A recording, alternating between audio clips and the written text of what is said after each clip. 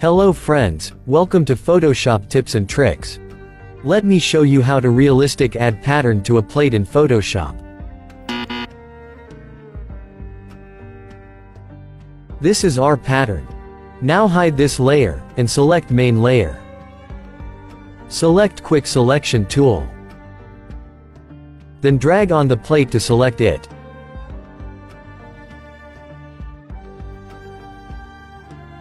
Adjust little a bit this edges by lasso tool.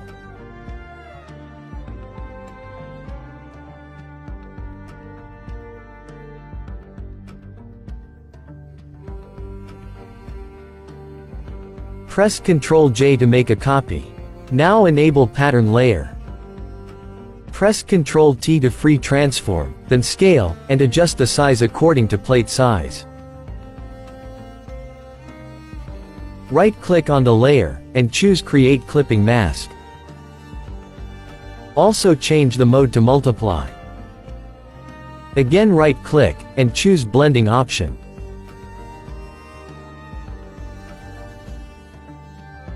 Hold Alt and drag the slider to adjust the highlight. Click OK. And this is done. Thanks for watching.